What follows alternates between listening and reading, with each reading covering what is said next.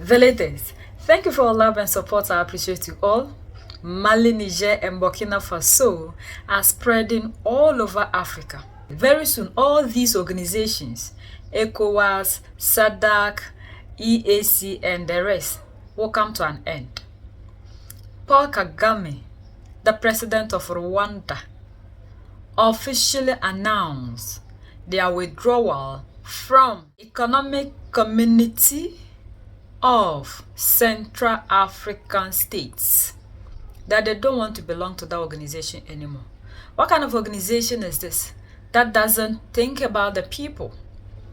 Like Mali, Niger, and Burkina Faso withdrew from ECOWAS and made it clear to us that they left ECOWAS because ECOWAS isn't in the interest of the citizens. ECOWAS is being controlled by the West, and whatever that these people want is what is happening.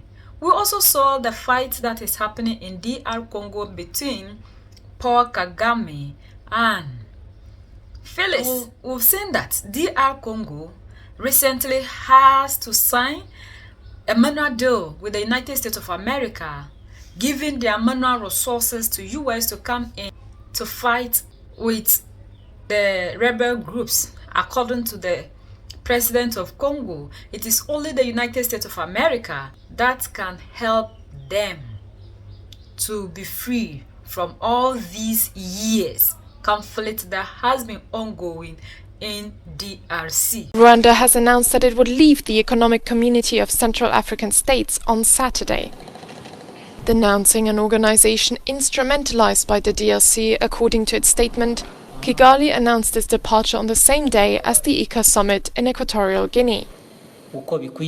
The summit took place in order to designate a new country for the rotational presidency of the organization, and Rwanda was expected to be nominated. But resistance came from the DRC and Burundi. Officials said that they would not be able to attend the summit taking place in Rwanda, and in the end, the presidency of Equatorial Guinea was renewed for another year. If anyone comes around and thinks they can, they come and say, hey, we're going to sanction you. To what? Go to hell. Just go to hell. I tell anybody who thinks they can tell me what to do, how this country should be, I'll tell them to go to hell. I'm serious about this. It doesn't matter where you come from. But if you have a good opinion that differs from mine, I listen to you. We can have a conversation. But I will not take anybody's dictate from the basis that they think that they are better than all of us, and I have the right to this dominance. I will not accept it at my level, small level here. I know leaders when I see them. I also know idiots when I see them. You can imagine the combination of both of them, the disaster it is. If you are a leader and an idiot, it's a disaster, absolute disaster. It is even worse, even more dangerous, if the very people who hold the power in their hands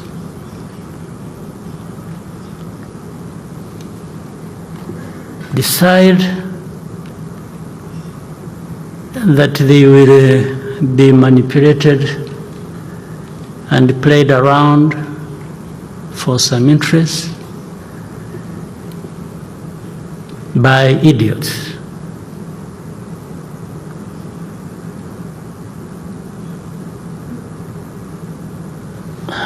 Really, it is.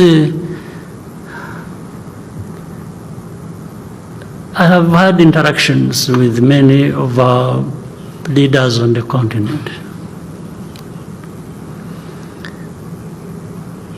And among the things we talk about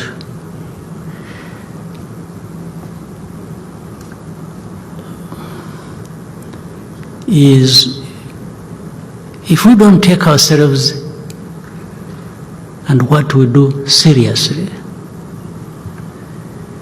nobody will. Nobody will take us seriously. And we will always remain just neither here nor there, and people doing with us whatever they want without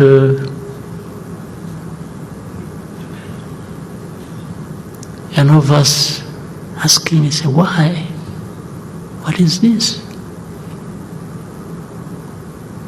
And then in the end we start complaining about, this is racism, this is blah, blah, blah, blah. Well, but I think we are the ones who drive ourselves in that kind of situation.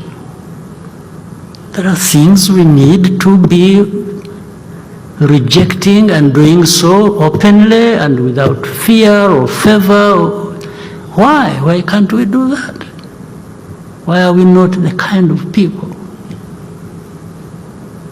Why do we even need to have a problem like that one in Eastern Congo,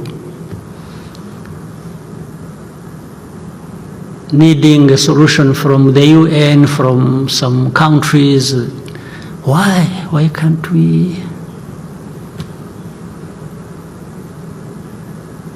There's no explanation.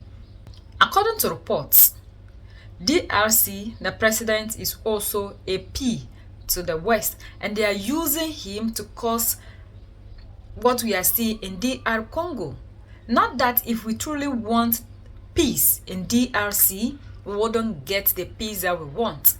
But because of what people are making out of the situation in DRC, that is what is making us not to have peace in DRC. So it's still the same thing. And I don't know when Africans will be serious for once to take their own responsibilities and to unite as a people. Like the ex-chairperson made us clear, there can never be a better Africa if we don't have a revolution in Africa, because all these organizations, from even the head, African Union, is being funded by the West. How much more these smaller organizations? So before they do anything, they have to go and ask for permission, and they will have to tell them what they want them to do. So Africa is not on its own, it's not sovereign. If we always go and sit in our meetings and be talking about how we use African solutions to solve African problems, and at the end of the day we end up doing the opposite, then there is no need. And Africa will never move forward if we continue to be living in this kind of situation. So all these organizations must be dissolved. And one after the other, we know that very soon they will all collapse, because they all serve the interests of the West. And we should not allow people to move out of where they are into the continent to be controlling, regulating us as to what to do, what we should not do. It doesn't mean we are sovereign if we continue to allow these things to happen in this 21st century. Africans are where we are because of the bad leadership who always think that they have to make money out of their own citizens that they said they are leading. But very soon, the narrative will change.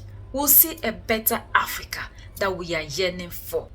We, the youth, have to rise up against all these organizations that claim they are in the interest of Africa, yet they are the ones that are causing our downfall because they decided to be puppets to the West and to enrich themselves and not the citizens.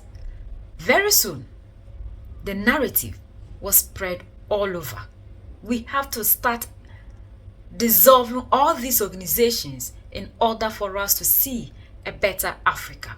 We are the only ones that can fight for ourselves. United we stand, divided we fall, and united we keep standing forever and ever. The greatest enemy of the African is mental slavery. So let's decolonize ourselves from mental slavery. Let's keep sharing to educate our brothers and sisters. Together we make Africa great for ourselves and the next generations that are going to come. So that's the latest around the world, in Africa, Central Africa, and in Rwanda.